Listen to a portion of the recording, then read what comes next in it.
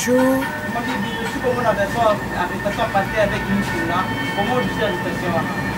Bon, nga po nangai. Namonyo ndenge bakangi namonyo bien te pour moi parce que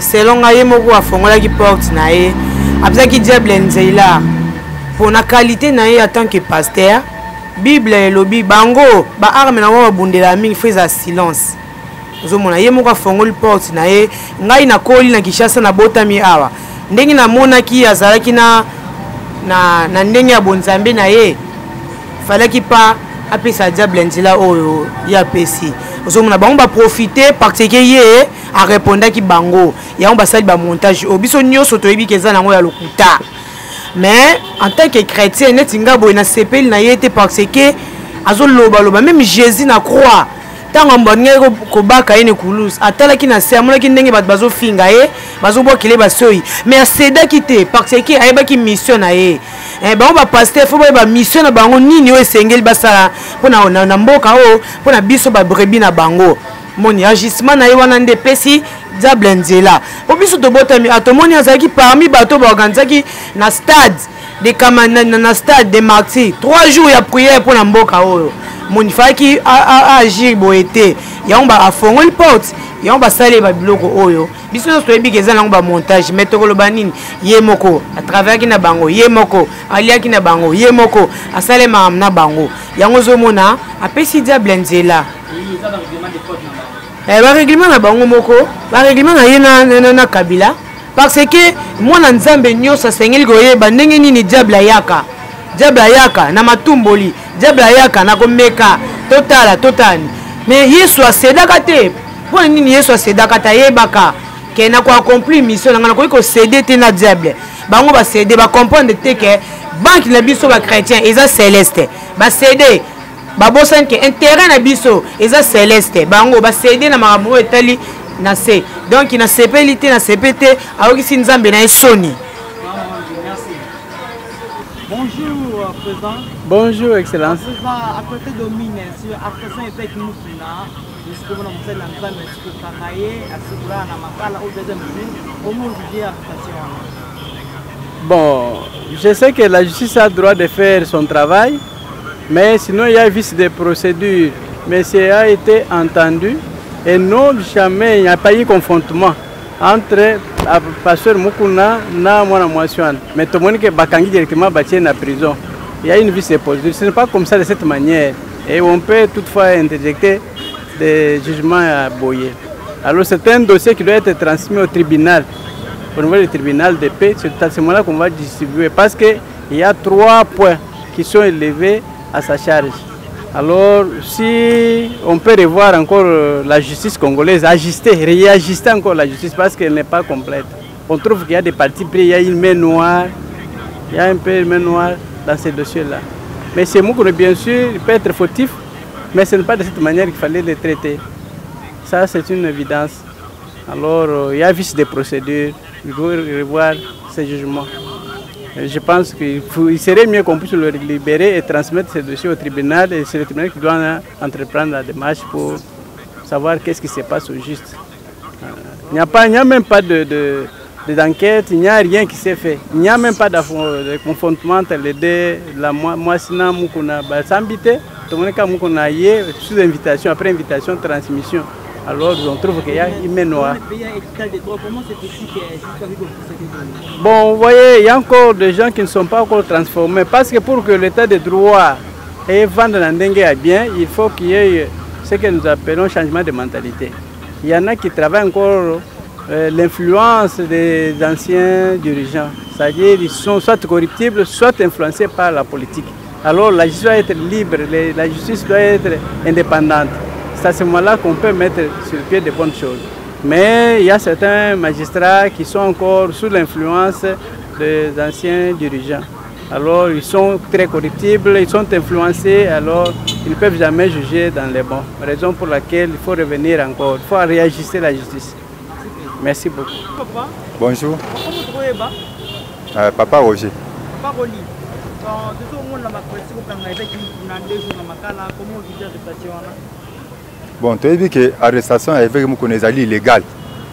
vraiment sur la procédure ndenge magistrat on a un problème vraiment à saler les procédures à la qui couleur politique. Il ne pouvait pas aller presser comme ça parce que les problèmes civils, ça devrait se régler. Et c'est un liba mener la recherche, et c'est un liba ben ça y est, bah étudier les camarades malades. Mais procédure il y a salé à la qui couleur politique. Et puis d'après nos investigations, nous avons trouvé que derrière les camarades et dans bateau batindiki, moi la mention a baquet pressé pour bah humilier parce que ça devient un problème parce que le mukuna lobby pour na ba vérité, il y a agissement, il y a bateau FCC, bateau Kabila, au balingi que Kabila a son pouvoir. Congolais comme d'habitude. Mais nous savons que les Kambamou n'azali pour moi parce que moi nazali majeur à sa vie c'est une femme libre connue partout. Donc ceux qui ont la connaissance président Mukuna ou bien évêque Mukuna, ça ne peut pas se passer et vous avez le problème, il y a Bandekoana, il y a FCCT, Basoma Likambana. Mais le coup là on a procédé je crois que batou mouli makambo ebele. Ah siko batou so Kabila Boma, ah batou so basala mabe et sengli siko document ba dossier no so na to funda yango po toyeba réalité à Kabila na mboko na source na de prévenance et c'est toyeba yango. Mais comment se fait-il ne peut pas Kabila mais quoi de ce Kabila ça non Némi azaki kuna abomba makina katiana tango kama so salema Claude Machala ebi ba pesa mo monsana bambong. Nous sommes des Congolais, nous sommes très c'est tous nous les combattants, tout une information fiable ça jour. Toko le va pas mbaté. Ba utiliser moi si ba petit parce que dossier outil que nous on a porte-parole il y a éveil de conscience, il y a peuple congolais. Le grand problème est outil kuna.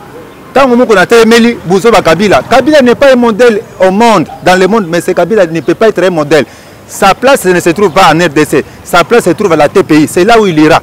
Que Kabila n'oublie pas ça. Tous ceux qui font n'importe quoi, qui partent acquiser là-bas, qui vont faire à Kabila Musée. Nous savons comment on a fabriqué Joseph Kabila dans ces pays pour qu'il soit appelé Kabila. Son nom, ce n'est pas Kabila, c'est Hippolyte. Nous connaissons très bien, c'est Kanambe. Mais on l'a fabriqué, créé, à comme Jimon, Najimel Naye. C'était pour biso bakatangi nde to créer qui est papa qui ngaloba kiango to pesa qui est combo to créer qui est mais qu'il n'oublie pas ça il sait il connaît sa source de provenance to dit que il kamba mu connaît outil pour ne atelemeli buso bakabila tous ceux qui se trompent que mais ce Kabila va revenir va retourner au pouvoir au contraire la place de Kabila c'est la TPI place de Kabila dans la TPI d'ici là aucun TPI parce que ba ko inviter kuna c'est là où nous savons mu kuna un problème à Kobima. Les alliés malamu sur le plan sécuritaire pour babombaye mais ba vérité belé bima o nyonso ya mabe nyonso bato bazali nase ya dossier ya mukuna ba ko bima pe ba se bandi ko sama po un juge wana azali juge azali pire petit ya Némi c'est connu par azam to FCC to yebi déjà to kolongola dossier wana na maboko ya mutu wana to tsa côté mususu to ko bandela dossier wana to ba vérité et uti wapi soki mukuna sali mabe c'est un homme akofuta ba droit ndenge mibeko elobi. Mais comme brutalement bongo, qu'aucun de coffret, tu es bien parce que tu es en confinement. Si ce n'était pas pour le confinement, tu es en train de parler en Alaïkoya parce que Mukuna Zali populaire, il est très populaire, de plus que Kabila, de plus que Chadari. Chadari, c'est un monsieur impopulaire. Une personne sans forme telle qu'il est là. Vous voyez sa formologie, ça prouve que c'est un monsieur qui est né avec la haine. Il ne mérite pas d'être gouvernant dans ce pays. Il ne mérite pas vraiment être vraiment un gouvernant. Sa morphologie, ça prouve que c'est un monsieur de problème, un monsieur de la haine, un assassin, un tueur, comme il avait fait à Kamounan Sapou au Kassai central. Il a beaucoup exterminé les Congolais. Nous ne pouvons pas oublier ça. Un message de confinement. Mais après confinement, nous allons les visiter. On va parler du peuple, on va visiter Bango, parler de justice, on va visiter Bango. Et puis, on va source ya Kanambe. Tokoyeba source ya Némi Mwilanya na Chadari. Nous les combattants to pesi message na juge wana kuna. To ji to yebi kombo na ye, to yebi source de provenance na ye, na bato batindiki. Na moi so ba pesi mbon pour ba bêtise contre Mukuna. Mukuna c'est un patriote, c'est un monsieur congolais, il a plein droit, c'est un vrai congolais. Aza congolais oya otaki na Tanzanie te, oya otaki na Rwanda te, otaki na Uganda te. Mukuna a plein droit de s'exprimer. Il est libre de s'exprimer. Quand il trouve ça ne va pas, quelque chose qui ne marche pas, il a plein de temps de s'exprimer pour éveiller la conscience des peuples congolais. Ce qu'il est en train de faire, c'est un bon travail. C'est ce que d'autres pasteurs ne sont pas mesures de faire, mais il n'est pas hypocrite. Non,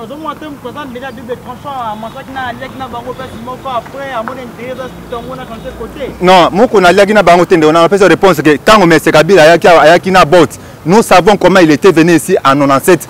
Ayakina Bot en plastique. Je l'ai vécu. Mukuna, c'était un monsieur, c'était l'agent de la République, c'est un pasteur azali na kati ya impartialité. Un pasteur n'a pas une couleur. Quand Kabila l'invité, lui en tant que pasteur, après c'est bon, Moukouna pouvait prendre, c'est l'argent de la République. Même si on est bon de la République, c'est l'argent, tu as le droit de bouffer ça, mais il ne faut pas trahir les pays. Moukouna n'est pas un traître. Kabila Moukouna accueilli, en tant que pasteur, en tant que serviteur dédié. Ce n'est pas un péché, oh Moukouna Sali, à trahir. Ok. Bonjour papa. Bonjour. Ouais, Bon, comme on a c'est Papa Landa. Papa Landa, actualité domine sur arrestation et fake news. Depuis que on a première interpellation, première convocation directement conspiré à Makala. Comment vous jugez justice? Bon, pour na lobby pour la justice, il y a Liboso, on monique Moukouna, c'est un pasteur. Mais un pasteur, tout d'abord, on a un problème où tangami qui est viol. On a un problème où toyoki, où bimi. Nazan et sengono makasité. On a un pasteur, il faut que nengeni ni malobani no yoko ki obimisa, masoloni ni oyoko ko solo la na batu. Et puis bilobela ils ont kangisa batebele. Bilobela toujours. Na banza ba pasaka na studio ba ebise ke malobo zoloba. Webite ke yoko kota prison. Mais kalamingité et comme il a dossier ya mwasi wana. Omoni lelo o ndenge zawana bilobela eza mabe. Ya zali pasteur fa e ba ndenge nini liloba nini ko bimana munoko na ye akovana na bandeko na ye ndenge nini pour un problème à violer ko bima pamba te. Un pasteur azotambola na ndenge moko désordre. Pour ngai moi je suis kimbangiste. Mais biso kati na kimbangiste tolobaka nini papa Simoni Kimbangu kiangani. Alors bah liboso tout ça l'état. Na banda na problème à confirmation oyo pe aloba yango pe zoloba mana ba radio que biso to banga liboso l'état. Faut que tout ça na l'état. Mais na conduite oyo yemukuna azoko marché, les alliés n'étaient pas tout ça l'état te. Un mosali na nzambe, un pasteur. Le pasteur cause bilobe la terre, pasteur linga mutu nyonso maloba na yo oyo ko bimisa na munoko na yo. Faut ezala juste.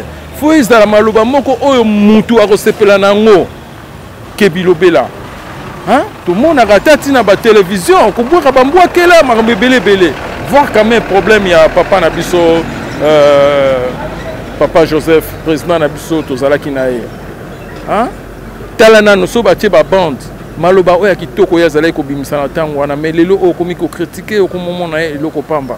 Un pasteur akoki kolobara biloko ndenge wana te atali ka mwana eza mabe pasteur ayebi koteya zwa bato ensemble bango tia bango esika moko point ba se comprendre liloba la nzambe nde ezalaka ndenge wana ozomona faut ko tosana l'état tosa pe nzambe tango tosi nzambe okosolola na mutu malamu tango yozo tosa nzambe to comme na bilobela un pasteur na sepla eloko na nazalaki koseplane makasi pasteur en tout cas pasteur nazako seplane makasi. Mais na babilobela na e voir quand même na foot. Babilobela na e eleki. Un pasteur ko za jamais ndengwa. Bonjour papa. Bonjour. Monsieur Kaembe Aron. Papa Kaembe Aron. Oui. Comment vous jugez yango en tant que citoyen congolais, je commencerai d'abord par remercier Esprit au Azanango, mission Azanango, il y a éveiller population et même comme idée ou initiative ou ça la éveil patriotique et ça comme moko ils sont tous impliqués. Alors sur la question autour de l'arrestation naie, moi je pense que notre justice elle est indépendante. Justice indépendante, tout ce qui est la bango basala musala na bango, ce n'est pas pour rien que ba convoqué qui est et puis ba kangé sûrement il y a eu quelque chose. Donc en résumé, c'est ce que je peux vous dire. Oui, pour moi la justice est en train de faire son travail. Ceux qui ba quoi quitter, c'est possible les pays à liberté provisoire. La justice c'est 5 jours après qu'on la liberté provisoire et 15 jours après, ceux qui vont accorder en dehors 15 jours, à côté de sous liberté provisoire.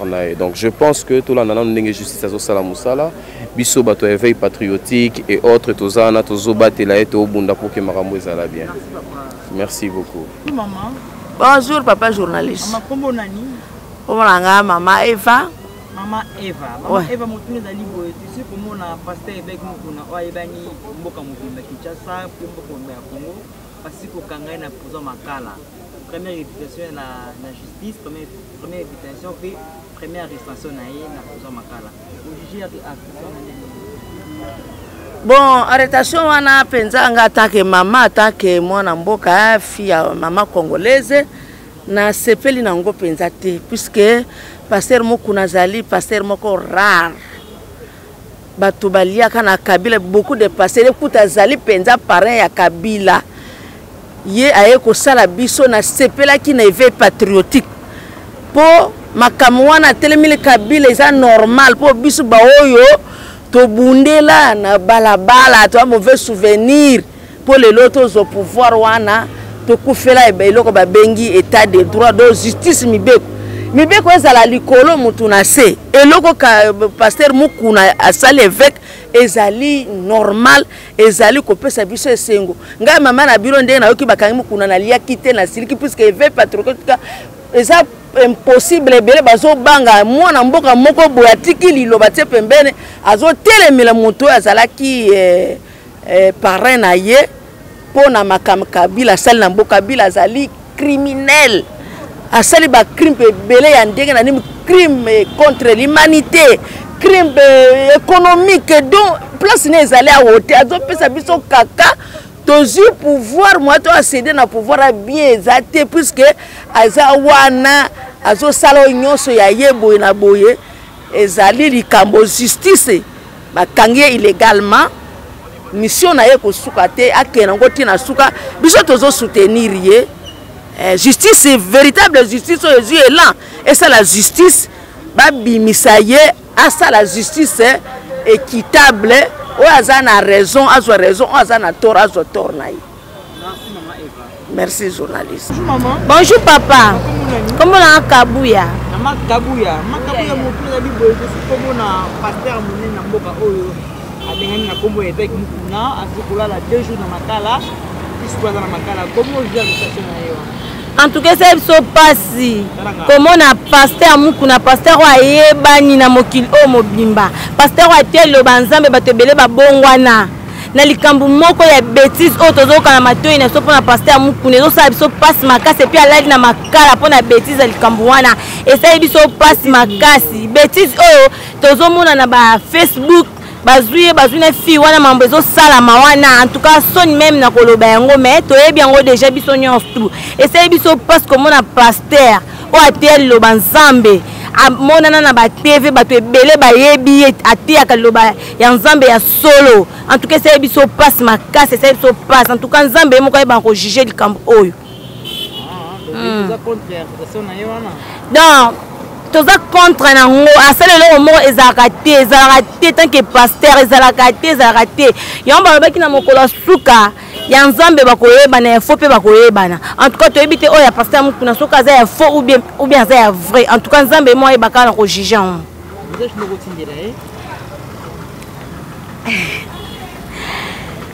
naza nga ya message otindele te message nango eza kake soki aza pasteur vrai pasteur ke solo esika zawana nzamba alobaka azwa mabolongo na ye abuka na se tema bakangi ye wana bango moko mpe lolenge bakangaki ye bakobimisa ye sur elle mais ya lokuta bakobimisa ye soki vraiment asambelaka nzambe ya solo biso toni tomone libanda balakisa na tv ke aza innocent si réellement mpenza asambelaka nzambe mpo réputation na ye déjà ebebi yango esika aza asala bagene aprie réellement mpenza ya solo aprie vraiment tomone libanda balakisa mpe na tv ke azalaki innocent soye na biso eza yango wana alakisa ke asambelaka. Merci maman Kabuya. Merci papa.